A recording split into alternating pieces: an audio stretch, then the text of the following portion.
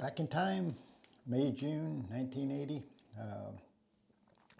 Going to see what we've got in this one. I know we're mid-year and are qualifying for the Classic again.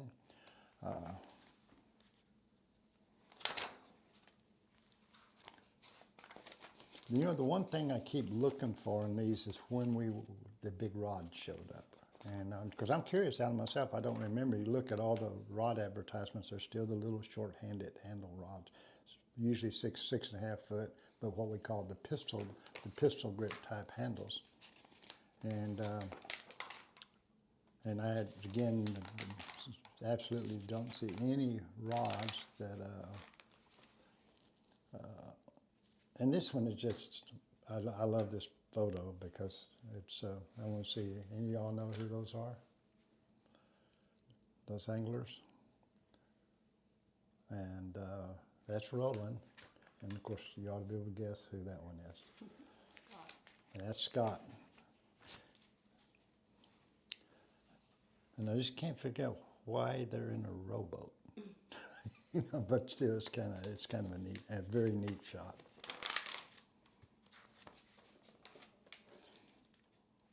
And as time would go, we'd have more and more sons showing up. Denny Breyer's son, the Hibden sons, Virgil, his son, Virgil Ward, Bill Ward, who I just showed in a previous tournament standings, his grandson.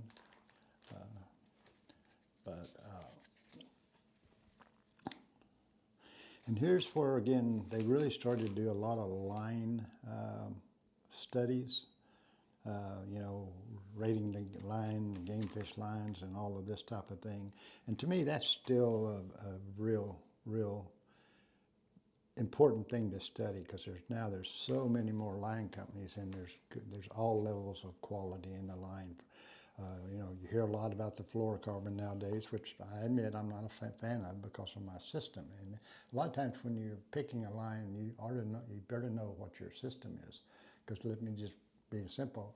I'm a power bait angler. I'm using heavy rods and 7-footers. I'm putting a lot, and I came from Toledo Bend and Rayburn, where when you hooked a fish, he was in the timber, and you better get him out. And so I'm putting a lot of power on him.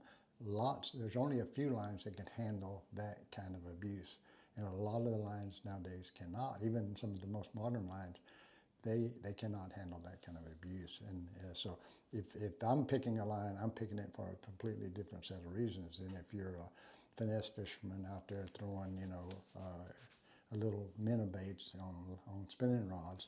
Well, then, yeah, you can use a different line, but even then you need to have that quality of the quality product, even in that light line, whether it's 6 pound, 8 pound, 10 pound, whatever. So you know your lines. If your line works for you, don't change it. You know, only change your lines if it's not working for you. You know, nylon fishing care, they get into that. A lot of heavy. I'm still old school. I still use mono because I know what it'll take. I know if I get around a fish down there and he's wrapped around a limb, I know how much pressure I'm putting. I know how much sawing he can do before that line's going to break. And if you're changing line, you don't always know those things, and you will make mistakes, and it will cost you, you know, important fish.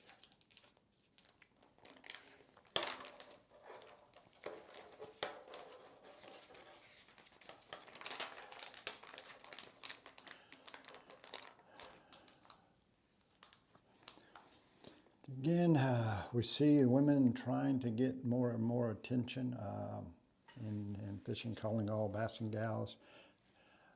Sugar Ferris started the bass and gal circuit, and still to this day, some of the best anglers that I have ever fished with were some of these bass and gals.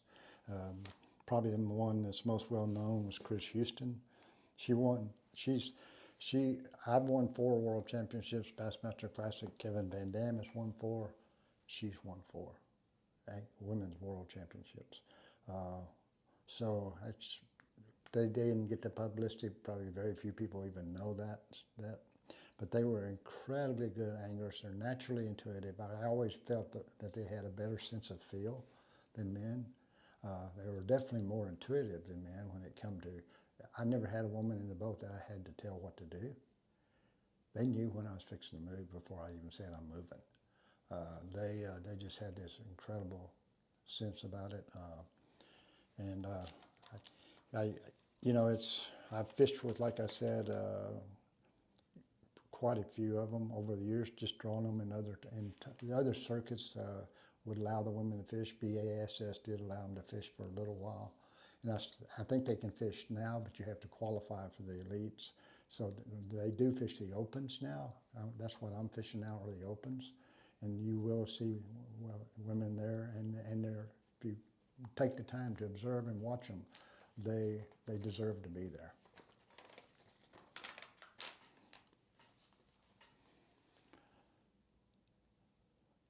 There's names here too that I'd forgotten.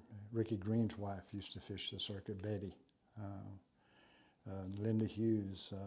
They were all at the top of their league. And this is my good buddy Shorty Evans. He's not with us anymore. Anyway, in 2016, when I won the St. John's tournament, I took over. He was the oldest angler ever to win at a top level in BASS. He won a tournament on Kentucky Lake, and this was 1980 that we're looking at, and he was 60 something. I think he was like in his upper 60s. I'd have to look at the exact age here, but so you know so that's the first thing I thought about when I won in 2016, and I was 69, so he had to be a little younger than that. That I had become the oldest angler ever to win a BASS tournament at the elite level. Then you just hammered it home in the next one. Yeah, then again in 2019, I was 72 or something, and I did it again.